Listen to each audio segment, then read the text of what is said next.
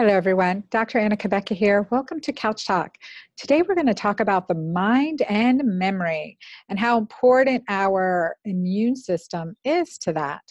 So we so often begin to get terrified at a certain age when we forget where we put our keys, where we can't find our shoes, where we realize we've walked into a room and we do not know why we went into this room. Now, I know I'm not alone in this.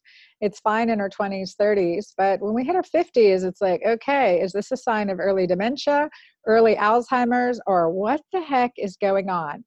So today, to talk about this topic, I'm bringing an old friend on, and this is Dr. Tom O'Brien. And today we're going to talk about autoimmunity in the brain and how that affects brain function. Also about menopausal memory and some key biomarkers we can use to figure out, what's going on and do I really need to be concerned, as well as how we create healthier brain health, which is so important, right? We can't go on without it. It's often that I share with you the story of my father, who when he was 79 and was really struggling with losing his memory, was irritable and cranky, how I talked to his doctor, his cardiologist, and his doctor told me, he goes, Anna, he's 79, he's lived a great life. And I'm like, I can't deny that. He was 79 and he has had a great life, but it wasn't over yet. So frustrated, I asked my dad, are you done living? Are you ready to just kind of, check out? And he's like, heck no, I want to see 80, right?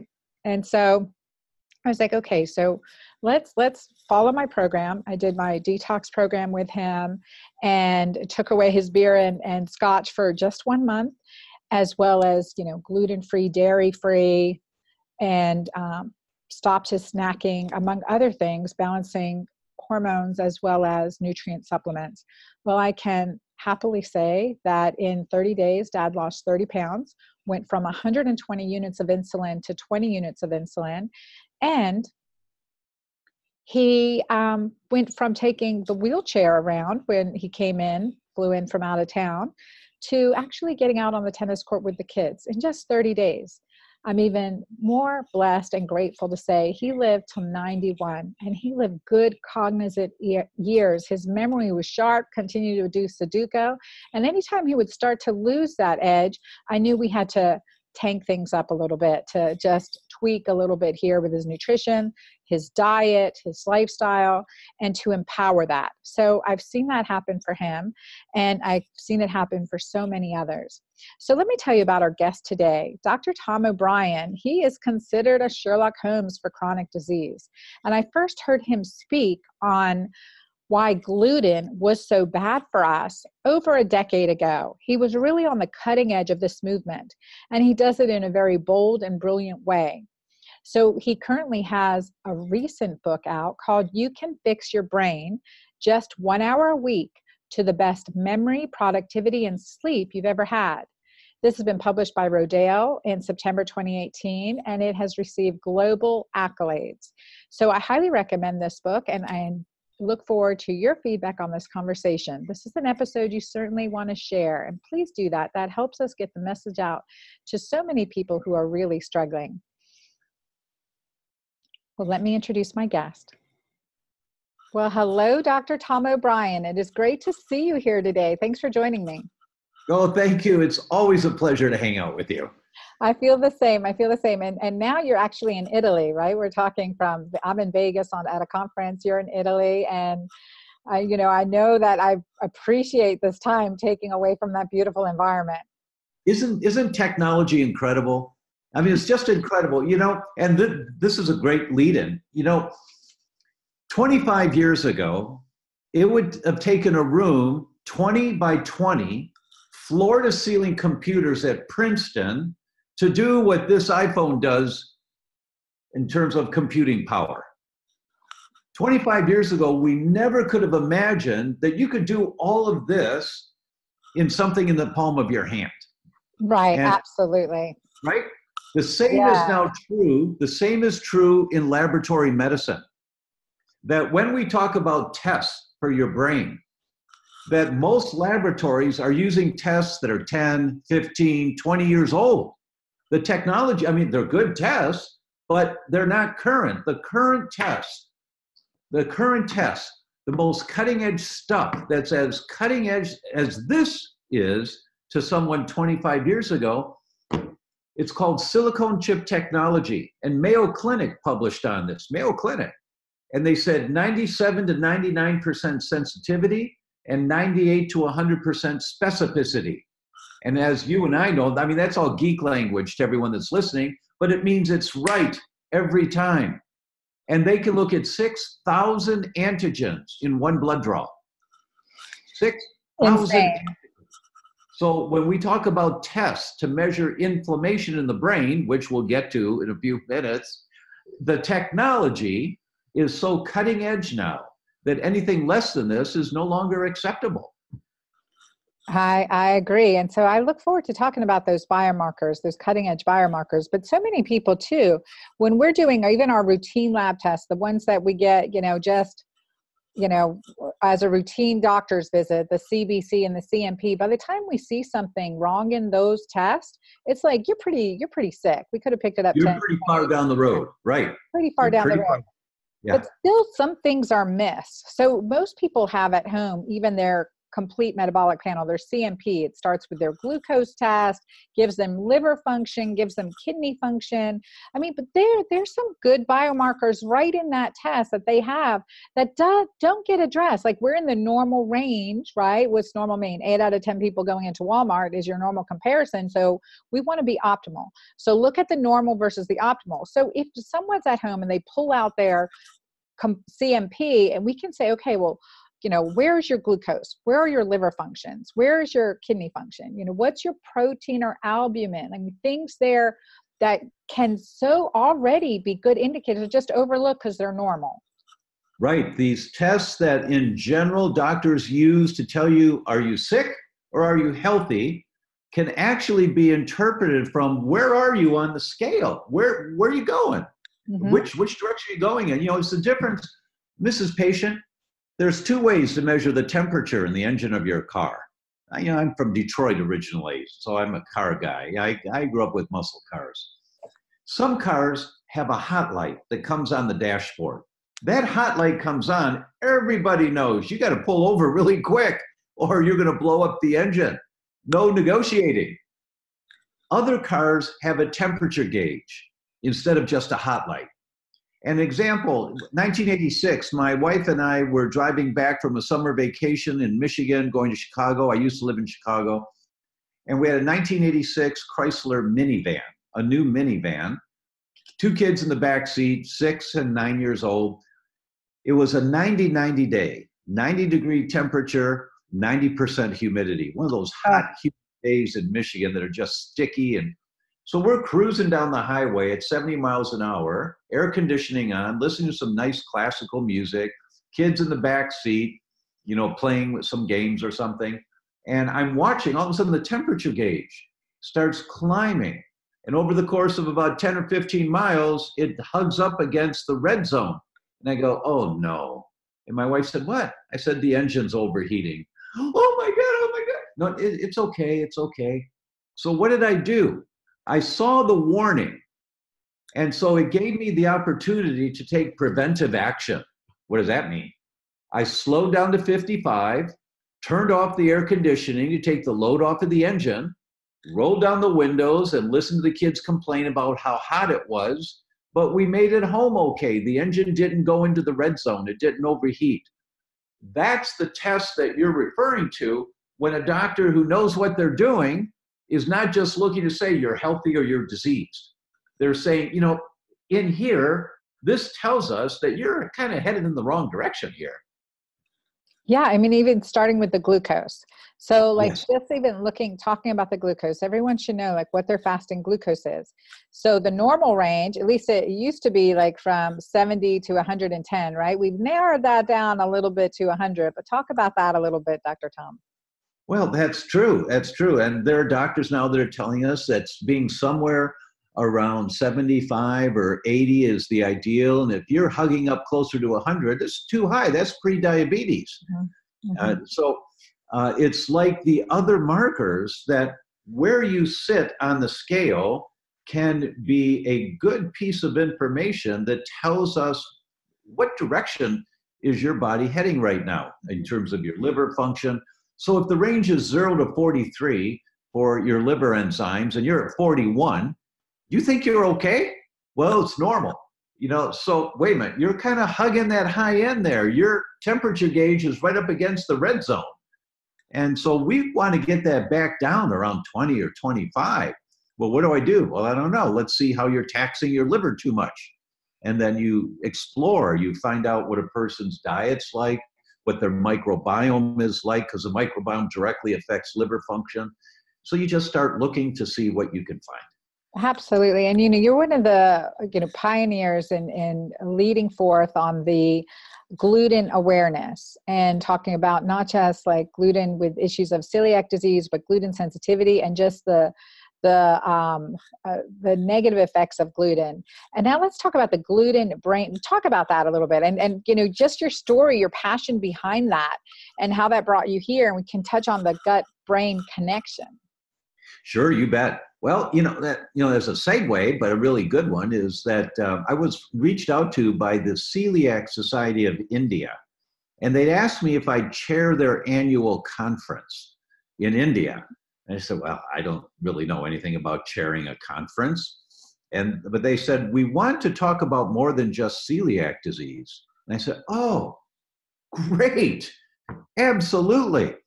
Because, and I'll tell you, so anyway, I put the thing together and I'm bringing the dream team to India, to New Delhi, January 12th and 13th of 2019. Awesome. And they're from all over the world. Rodney Ford, the pediatric gastroenterologist from New Zealand, Yehuda Schoenfeld, the godfather of autoimmunity from Israel, Aaron Lerner from Germany, the professor who identified microbial transcontamination, all these cool people that are big thinkers in the world of wheat-related disorders. And the conference is called the International Conference on Wheat-Related Disorders, Beyond Celiac, Beyond the Gut. Because if you are sensitive to wheat, and not everyone is, but if you are, for every one person that has gut symptoms, there are 8 people that don't have gut symptoms. They have brain symptoms, or kidney symptoms, or joint symptoms, or muscle symptoms. It's all over the place, depending on where your genetic vulnerability is. But people think if you eat something and you don't get sick from it, it's good for you. That's not the case. The ratio is 8 to 1 for manifestations of a sensitivity to wheat. And the most common area is the brain. There are 13 different mechanisms that I know of by which the brain is affected in a sensitivity to wheat. And the most common one is called hypoperfusion. It means a lack of blood flow. And 73% of people with a sensitivity to wheat have hypoperfusion in their brain. It's a lack of blood flow into the brain. So when let me say that again real quick. 70% of people with a sensitivity to wheat have hypoperfusion of the brain, a decreased blood supply to the brain. Quickly, right when they eat it, long acting? When it gets into the gut. And so that's why people, they have a pasta dinner, 45 minutes to an hour later, they're all tired. They want to sit around, they feel a little sleepy. So when I'm on stage, I tell people, okay, docs, how many of you know or suspect that you have a sensitivity to wheat? Show of hands, please. And they do this. Come on, raise your hands high. And they hold them up for a minute, hold them up, look around the room, and they go, wow. And 80%, 70 to 80% of the room raises their hand. And I said, this is not a talk to celiacs. This is a talk to healthcare professionals. Now, how many of you know or suspect that if you are exposed to wheat, it seems to affect your brain? Show your hands, please. Look around the room. And it's about 70% of the first group that raised their hand, it affects their brain. So, and I say to them, this is your practice. This is what's walking in your door every day. Absolutely. Somewhere between 6 to 7 out of every 10 people have crossed the line and they have a sensitivity to wheat, whether they know it or not, that is likely contributing to whatever symptoms they presented into your office with. And the most common system of the body is the brain. That's by far the most common. So that brain fog we typically attribute to the dose of carbohydrates after our pasta meal. So beyond that, Yes, in yes. addition to The that. the blood sugar rise and the crash usually takes somewhere between an hour and a half, 2 hours to occur. But this one usually occurs within 30 minutes to an hour. That lack of blood flow, and it happens really quickly, really quickly. And you just feel tired, kind of dragging. You really don't want to. I'd like to take a nap. Maybe I'll watch a show on television or something. Your brain just slows down. Or I'm laughing to myself. I have to, digress a moment if you'll amuse me. It's, I remember Dr. Alessio Fasano. We're talking, you're in Italy, so I'm thinking Alessio Fasano, and really we know him as the father of discovering zonulin and how important that has been in this whole concept of gluten sensitivity and leaky gut. yes, And yes. I've had wine. I've drank wine with him while he ate his bread. So you're in Italy right now. Like, are you not eating any Italian pasta? Oh, yeah, but gluten free. And the best place to get your pasta is you go to the pharmacy. And when you go to the pharmacy in Italy and you say, "Can I get some gluten-free pasta?" They say, "Well, Madonna, of course, it'll be here tomorrow." And they place the order, and the next day, here it is. And it's freshly made gluten-free pasta. Why? Because there's 34 centers in Italy designated by the government as wheat-related disorder centers. And if you get a diagnosis from one of these centers, there's 27 gastroenterology, 4 pediatric, couple allergy clinics.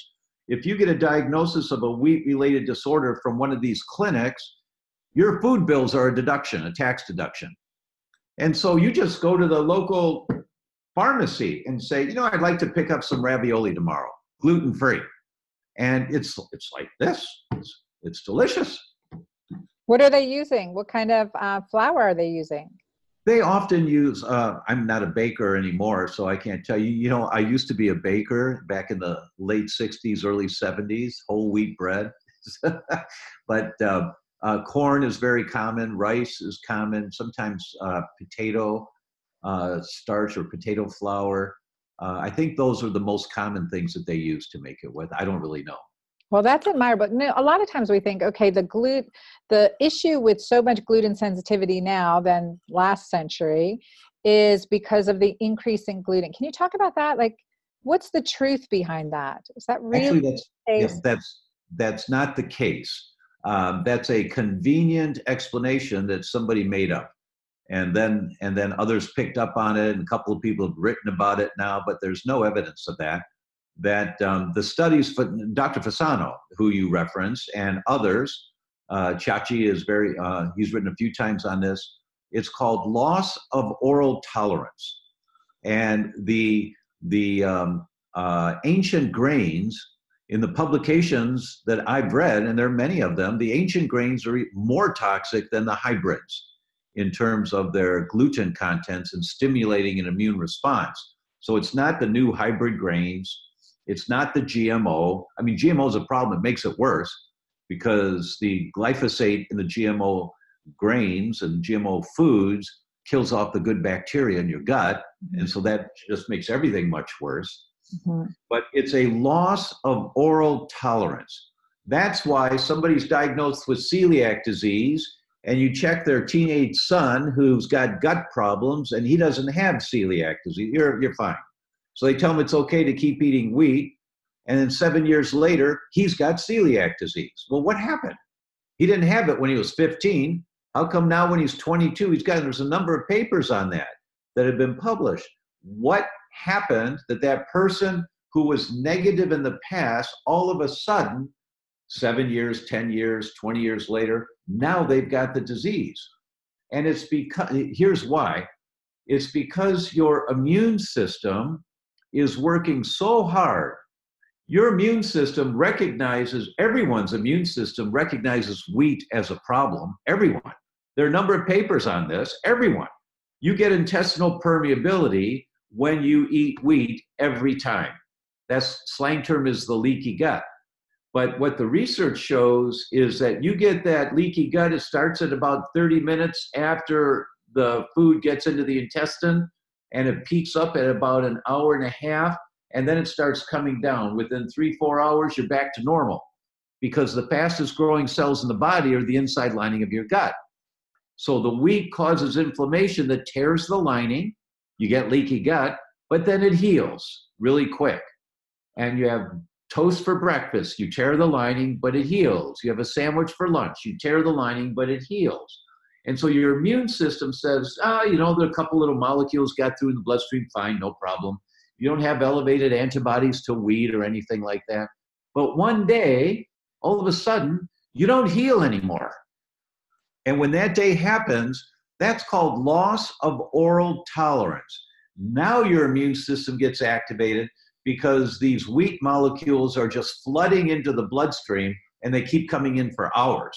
You eat a pizza, that's a whole lot of wheat, right? And it compared to a crouton, and it just keeps coming in for hours and hours. And your immune system says, no more will we allow that. That's a loss of oral tolerance.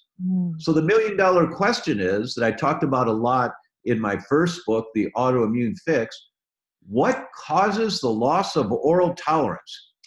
How come your immune system now won't put up with wheat anymore? It won't. Wheat's a minor irritant. It's not a major irritant until you cross the line. Now it's a major irritant. But why does it change from a minor irritant to a major irritant? Here's why. The Journal of Pediatrics, and this was a position paper from the Journal of Pediatrics. So as you know, that's a first-tier journal.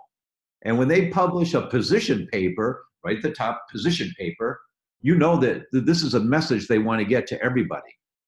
And the position paper told us that currently, today, it's 250 pounds of toxic chemicals per person per day that are being dumped in the US. 250 pounds per person per day. Dr. Anna, for you and I, that's 10 50-pound bags every single day that's being dumped in the US. That's why when a newborn baby today, if they check the blood of a newborn baby in America, every baby born has at least 180 toxic chemicals in their bloodstream at birth. Every single baby. Bisphenol A, red dye number 3, PCBs, DDT, mercury, aluminum, lead, every baby.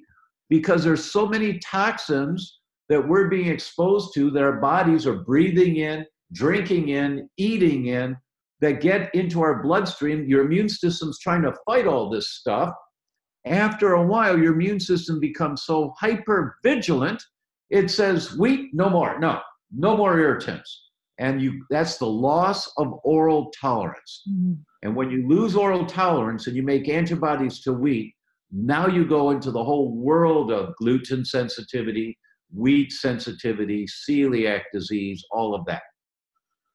So an ounce of prevention's worth we always say an ounce of prevention's worth a pound of cure here. So right now you just made the beautiful connection, the autoimmune component that is caused by this loss of oral tolerance, right, to wheat, among other things, and how they all kind of culminate just in overabundant attack on our immune system, on our body's resilience, its primary line of defense.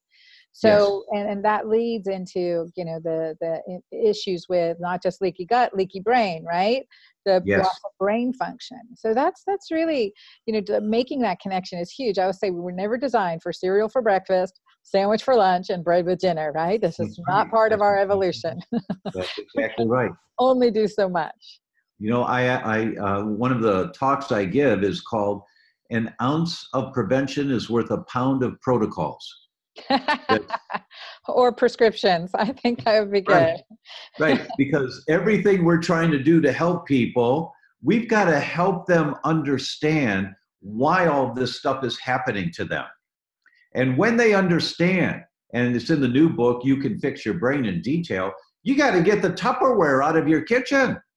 You can't put food in plastic containers because the plastic leaches phthalates into the food. The next day when you eat your leftover chicken from the night before and you kept it in your plastic container, you're eating chicken with phthalates. Or saran wrap. You can't use saran wrap on food. You can't use this stuff. We've grown up thinking it's okay. It's not. Let me give you an example. They took 346, I think it was, pregnant women, 340, 346, one of those numbers. Pregnant women in the 8th month of pregnancy, they took a urine sample from them and they measured 5 different types of phthalates in the 8th month of pregnancy. They grouped the results by quartiles. The lowest quartile, the next quartile, the 3rd quartile, and the highest quartile.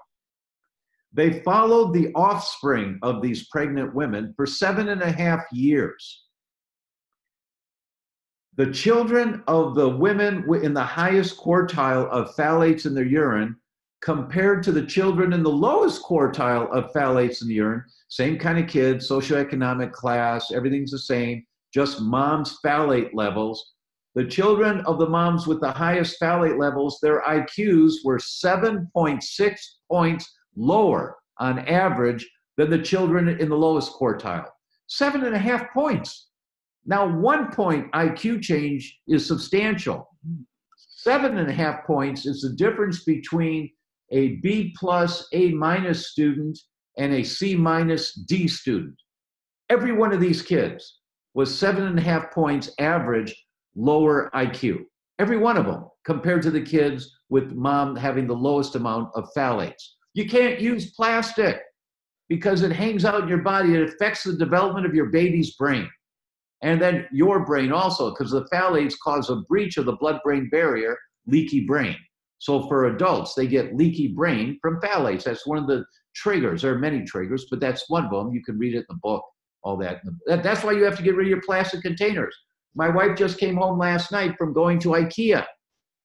And she was so happy. She got a whole load of glass storage containers with glass lids. And she said, it was only like $40. It's euros because we're in Italy right now. It was like 40, 45 euros, which is about $60 for 10 or 12 different glass containers, right? And that's why the subtitle of my book is just 1 hour a week to the best memory, productivity, and sleep you've ever had. It's not a cutesy title because it's the only way I know that people can be successful is 1 hour a week. Every Tuesday nights after dinner, you're going to listen to Dr. Anna's podcast again and take some notes, or you're going to read a chapter from my book, or you're going to go online, you're going to go to Amazon or IKEA, and you're going to order your glass storage containers. You're going to, let's see, I need 4 round ones and 6 rectangular ones, and then you pay your credit card, you order it. It took you an hour. You're done for the week. And in 6 months of doing that, 1 hour a week, you've changed your life. You've successfully changed by just doing one thing at a time. It doesn't have to be hard. It doesn't have to be all encompassing, but it can, it can work in baby steps, and it does make a difference. Let's talk about this. We're talking about, the autoimmune and brain issues. And let's talk about menopausal memory, because we see right after menopause, we have a higher incidence of autoimmune disease in women also. So Yes. Let's talk about that. Put that together from this perspective. There's a number of reasons for that. One of the reasons is that so many women have hormone imbalances where their estrogen and progesterone levels are lower as they're going through menopause. When your ovaries start shutting down, it's the job of your adrenal glands to start ramping up and making about 1/10 the estrogen that your ovaries used to make. You don't need much, but you need a little, right? But if your adrenals are worn out from a lifetime of stress and you have low hormone levels, the result is you start losing bone cells. You get osteopenia and eventually osteoporosis. When you lose bone cells, all of the crud that's been deposited in the bones, like lead and mercury, when you lose the bone cells, the lead gets released into your bloodstream.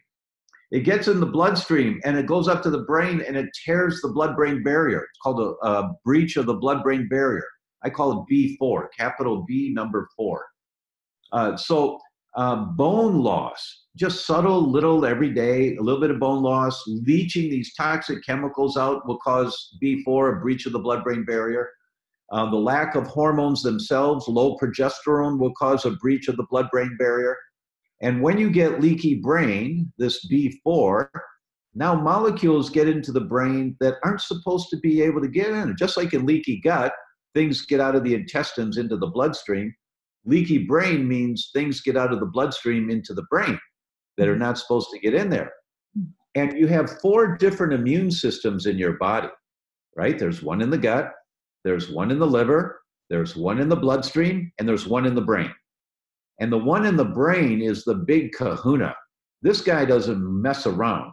The one in your gut, they've got 6 shooters. They're called your innate immune system. They fire these chemical bullets called cytokines. The one in your bloodstream, the major one is antibodies, and they're like special forces with high-powered rifles. But the one in the brain, they've got a bazooka. Anything that gets through the brain, it's not supposed to be there, they just fire this bazooka to destroy it. No questions asked right away. That's the power of the glial cells in the brain. Great, except you keep getting tears in the blood-brain barrier, more molecules come in, the soldiers get activated, firing their bazookas, and you get collateral damage. The collateral damage is your brain tissue gets damaged. Now you make antibodies to damaged brain tissue to get them out of there. And that starts a whole cascade effect, and here comes the autoimmune mechanism of your brain. And that is a primary mechanism in the development of MS, is that the antibodies that got through the blood-brain barrier started destroying the myelin, which is the saran wrap around your nerves, and you get MS. That's a very common mechanism. It is it's like one of the things that I remember just speaking on inflammation and making the connection that, what causes, keep looking in functional medicine, right? The underlying cause of disease, right? In the gut, we know it's the leaking gut, right? The gap in the cell-to-cell connection, the loss of our healthy boundaries. In the brain, it's we've got the membranes of the brain leaking. In the heart, it's leaking of the cardiac vessels, right? So it's all that loss of integrity, like you said, the collateral damage that's occurring from this, initial defense mechanism, just like the, lines of defense have been worn down. That's significant. So, but this can be reversed. Let's give our audience hope now, because we're like in a circle, feel like we're riding a Ferris wheel right now. You can fix your brain. Yes, I've heard that. I've heard that. Right. You can. In just 1 hour a week. Yeah. We can do it. Yeah, absolutely. It's going to take you 6 months or a year. Who cares? Well, I want it now. It's not going to happen now. Well, my doctor says if I take this, I'll be better. And so you start taking these nutrients, feel a little better for a while, but then you crash again because the underlying mechanism is still going on, destroying your brain. Here's an example. There are 246 studies as of about 6 months ago. I haven't checked since then. 246 studies on the direct association of herpes infections, cold sores on your lip, and Alzheimer's. 246 studies on this. Anytime you get a breakout on your lip, the virus has taken over, your immune system has been unable to suppress it any longer, and stress causes that, many things can cause that, but the virus has taken over, and those antibodies to fight the virus, which rise up because the virus is taking over, those antibodies go right into the brain. When they do autopsy on people who have passed from Alzheimer's and they look at the brain, it's loaded full of antibodies to herpes. Loaded. So what does that mean? It means that we have to stop the breakout of herpes for that person. Well, how do you do that? You have to strengthen the immune system so that it doesn't get weakened where the virus takes over. Well, how do you strengthen the immune system? You have to figure out, why is it working so hard? What's it fighting that's fatiguing it? Well, what does that mean? The most common trigger is what's on the end of your fork.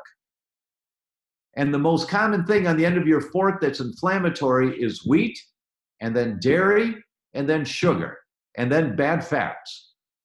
And those are the things that so many of us love to eat every once in a while. Well, I can have a little once in a while. Well, no, you can't. You can't be a little pregnant. You can't have a little of this stuff once in a while without paying a price. I'll stop now. No. I mean, you make a point, you make it strongly, and we often need to hear that strong, because I'm that, rules tend to change when I travel. I'm like, okay, well, I can eat this in Italy, but I cannot eat it here. So when's my next trip, you know? You know, our good friend, Dr. Jill Carnahan, Yeah. got really, really sick a few years ago. Really sick, a mold infection, really sick. And when she realized what it was, you may know what she did. She left her house that day. She never went back. She left all the clothes, all the kitchen appliances, all the books, and she started over. And now she is vibrant and dynamic. And when she travels, she's got 3 big suitcases because she's got an air purifier for the room that she's in a hotel. She orders food ahead of time from Whole Foods in the town to be delivered to the hotel. So she's got her cases of water, so she's not drinking the tap water. You know, she's got her snacks, so she doesn't go down and eat what the hotel food is. So it's possible to set up our lives that way. But I'm more like you. You know, I haven't gotten that sick to where it's essential to do that. And I try not to cheat, but my cheat once in a while is when I'm in an airport and, you know, I had a 6 a.m. flight, so I didn't eat, and I land somewhere and I'm changing planes. Now I'm landing in New Jersey at 4:30 in the afternoon and I haven't eaten anything all day. I often get a bag of potato chips, and that's my cheat. That is not good for you. Anything deep fried like that, one of the things it produces are called acrylamides, and they are just nasty. They cause a lot of cancers. But in any event, you know, I cheat a little. But when you get sick enough, or when it gets important enough, then you toe the line. Yeah. And so when people have, I just talked to somebody a little while ago. Her baby was born 8 weeks ago, and she's a rheumatoid patient with lupus. And during her pregnancy, she miraculously felt so much better. She was running up and down the stairs where usually she has to have her husband go get something upstairs because it's too much pain to walk up the stairs. And she was pregnant, just going up and down the stairs. Just unbelievable how good she was. And of course, you and I know it's a hormone problem for her. Mm-hmm. But her hormones test normal. But during pregnancy, you make more hormones than usual. So now, instead of having a high-powered rifle, now you got a shotgun. You got a whole lot of hormone that's finally getting into the cell. So for that person, her cells weren't getting the hormone that they needed. It was in the bloodstream, it tested normal, but it wasn't getting into the cells. Why? Her receptor sites are all full of toxic chemicals, endocrine disrupting chemicals. So the estrogens and progesterones can't get into the cell. So I had her run some tests. Sure enough, and we see it so often, loaded with PCBs in her body, loaded. You know, so that's the kind of detail, that's the kind of investigation you have to do, is figure out where is this stuff coming from. And that's what the book is about, is to give you the basic principles to ask the right questions so that you can find out, why does my daughter have this condition? Or why is my son attention deficit? Or why do I have rheumatoid, or whatever the condition is? Right. And I think that's an important thing, because we can feel great, but sometimes we don't realize how bad we're feeling until we start feeling good again, because we're so used to it. So like, you know, none of this costs any money, right? I mean, a lot of this is just making different choices and creating. Well, right. Yeah, but there's creating those paradigms. Small expenses, like get glass containers instead of plastic, you know, but simple things. You don't have to do any really fancy stuff.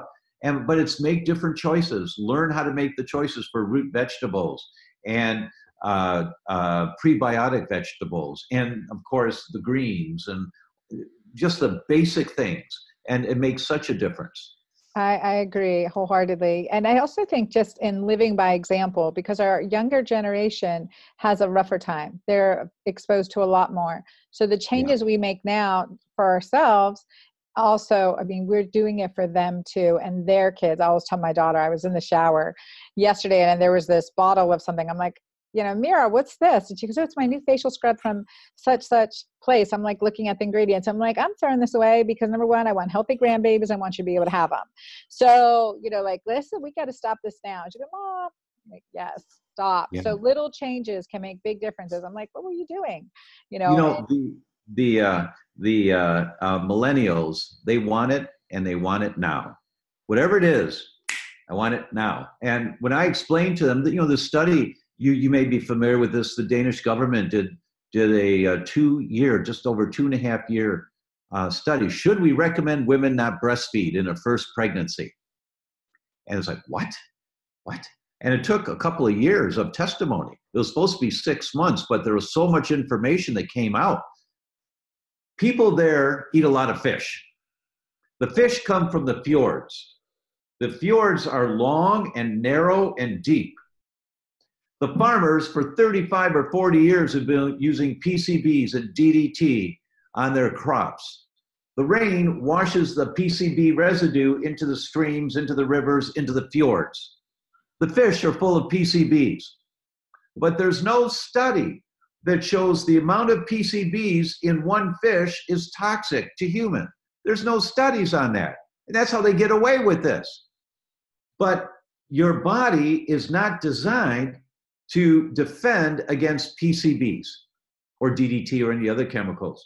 Your body is designed to defend against bugs, parasites, viruses, molds, and fungus. That's all our ancestors had to fight against. And so everything that's a threat gets treated as a bug, parasite, virus, mold, or fungus. But PCBs don't get destroyed in your body when you attack it as if it's a bug, parasite, virus, mold, or fungus. It stays in the body. But your brain says, get this stuff out of the bloodstream. I don't want it anywhere near me. So it gets put into storage. So where does it get stored? It gets stored in the fat cells. But wait a minute, these are called endocrine disrupting chemicals. So that means that they have an affinity for the fat cells that love hormones, like your breasts and your ovaries and your testicles. So now here's a 28, 29-year-old woman, been, more or less healthy her whole life, whatever. They've got that kind of an attitude. Gets pregnant, has a healthy pregnancy, about to have a delivery, hopefully a good delivery, healthy delivery. And the brain says, okay, breasts, I'm going to need some milk here starting tomorrow. So let's get lactation going right now. Let's start making that milk in the breast. And where does the breast get the raw materials to make milk? From the fat cells. What are the fat cells full of? PCBs. So when baby is born, hopefully a healthy delivery, baby starts breastfeeding, the breast milk is loaded with 28 years of accumulation of minor amounts of PCBs. The amount of toxic chemicals in the breast milk is highly neurotoxic. That means it affects baby's brain development. So there's a 2.5-year commission looking at this and looking at all the studies. And they came out in the end, and this was politics and big industry. They said, no, it's more important to breastfeed than not, because the chemical industry did not want this information out there. No, it's more important to breastfeed. I personally agree, but I tell this to every millennial I meet, like your daughter. Why? Because every woman of childbearing age needs to detox her breasts before she gets pregnant. So that, and why was it only the first pregnancy? And because all other pregnancies are fine, because you've detoxed your breast by producing the breast milk that you gave to your baby, right? So if you detox your breast ahead of time, and it's easy and simple, you're not milking the milk out or anything like that. It's easy and simple to do. You detox ahead of time and you protect the brain of your firstborn. Yes. Yeah. Well, let's talk about, I want to talk about how you detox. How would these women who are listening detox the PCBs out? But also I want to hit on the biomarkers and then we'll wrap. The biomarkers of a brain on fire, I started off by talking about the tests and the technology today. Yeah. The technology today can look at biomarkers of your brain. There's a test called the neural zoomer, and you zoom in. It's called the neural zoomer. And that test looks at 18 different markers of brain inflammation. And the new test that's coming out in another 2 weeks is called Neural Zoomer 2, looking at 46 different markers of inflammation in your brain with 97 to 99% sensitivity and specificity, right on the money every time. So that is a primary marker to identify, do you have a leaky brain, a breach of the blood-brain barrier? Do you have inflammation in your brain? So you start looking, and if you got these markers, you say, okay, I got a problem here. Then you start dialing down, how do I fix it? Well, you have to stop tearing the brain barrier, stop getting a leaky brain. Well, how do I do that? Well, where's the inflammation coming from? So you have to go explore to see. But you do the test first, and it's excuse me, but it's like a come to Jesus moment. Whoa, this has got to be a mistake. No, it's not.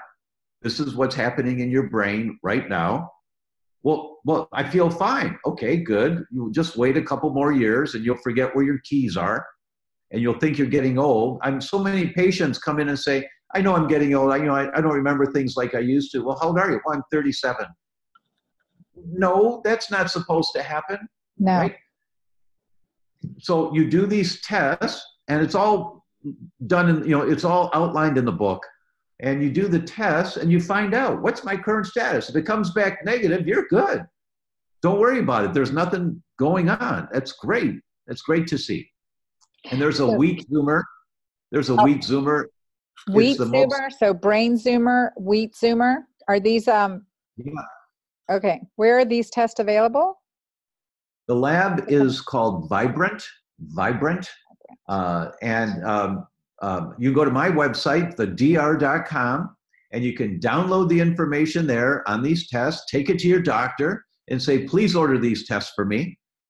And some doctors can't because they're locked into what the hospitals will do, and other doctors just won't because they don't know what they are. So if you can't get it ordered, then you find a doctor who can order it for you. You also can order them on my website, but I'd rather you go find, have your doctor do it so that they learn more about this stuff, and you give, maybe copy a page or a chapter out of my book and give it to them to read so that they understand what these tests are. Yeah, no, that makes a difference. And your book is a great one to hand to doctors. I always tell clients, that when I was early on, I think 1999 or 2000, in my private practice in Southeast Georgia, someone brought me a book, and it was Christiane Northrup's Women's Bodies, Women's Wisdom.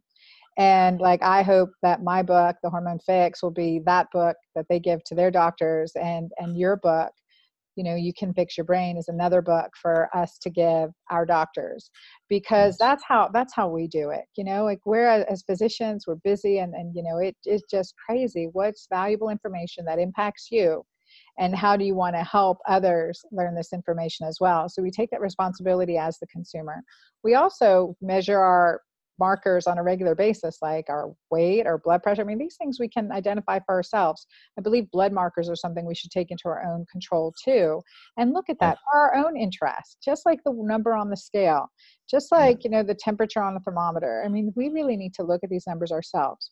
So advocating for that is really important. So I like that we're looking at the brain zoomer brain zoomer, wheat zoomer. There actually are 7 Zoomers now. There are 7. There's corn, dairy, and for example, in the book, I talk about 3 different papers that talk about if you have a sensitivity to casein, that's a protein in milk. If you have a sensitivity to casein, baby inherits that, and you give baby milk. Casein is a trigger to tear the blood-brain barrier, leaky brain, and they're associating casein sensitivity with sudden infant death syndrome. I mean, this stuff, the studies are saying it might kill your baby. So you need to find out about this stuff. And the guys, next right steps is You Can Fix Your Brain by Dr. Tom O'Brien. It's available at thedoctor.com on his website, through Amazon, Barnes & Nobles, pretty much anywhere they sell books. So we'll also have links. Dr. O'Brien has offered our audience a free download of this chapter, the start of his book, the first chapter, and also a, heck yes, heck no guide as far as eating, right? Yes. You called it something different, better and worse. No, that's good. Heck yes, heck no. Heck no, heck yes. Yeah, that's a good title, actually. But the best and worst foods for your brain, there's a handout called The Best and Worst Foods for Your Brain. And then the Pantry Essentials, what do you really want in terms of herbs and spices and proteins and beverages and fermented foods and nuts and seeds? What are the essentials in a healthy, brain-friendly pantry? And so those handouts are there on the website. When you click to order the book, you can download those handouts. They're there for you. So, Tom, just close with, I like to ask my guest on the spot, just give us a glimpse of a day in your life, something that you have to do every day that just keeps you on task, keeps you as healthy, vibrant as you are. So give us a little glimpse on that one. Okay. When I open my eyes, I always look over to see my wife, and just to see and be grateful that she's my wife. Have a moment there, and then I lay there and I think of two more things I'm grateful for, and I'm really trying hard to do that every day. And I forget sometimes, but I'm really trying to do that. Then I get up. When everybody gets up, they go to the bathroom. That's the first thing most people do. Then the next thing, and I recommend this to everyone, you have 2 big glasses of water right away to start your day before anything else. I put 4,000 milligrams of vitamin C in it and 500 milligrams of magnesium in my first glass of water. So I start my day with 4,000 milligrams of vitamin C. I've got a video from Linus Pauling. Dr. Linus Pauling is the only man that ever won the Nobel Prize twice. And he was the mentor to Dr. Jeffrey Bland, the founder of functional medicine. And I've got a video of Pauling. He was 84 years old. And he says, yes, my wife and I take 10,000 milligrams of vitamin C every day. And when I get old, I'll take more. So, and that, after the vitamin C and after the magnesium, then I start my day. Either it's going to be meditation for 20 minutes, or I'm going to work out a few times a week, go to work out with a friend. And then afterwards it's breakfast and get started on the day. I like that. Good, healthy start. Good, smart start. Thank you for sharing that with us, Tom. I really appreciate that. Well, thank you. It's a pleasure. It's a pleasure to be here with you. Well, I feel the same. And I really want to thank you and thank all our listeners for being with us today. So on Couchtalk, please share this episode. So many people that will benefit from it. And Dr. Tom's book, You Can Fix Your Brain. Such valuable information. I've been watching this man evolve, just inspire and heal lives for the last decade. And the information is just so valuable. And you can see the passion and science right there behind it, and the intuition and good judgment as well that comes with it. So it's a must read and some must share book, as well as this podcast. I thank you all for listening today, and I look forward to seeing you on the next Couch Talk.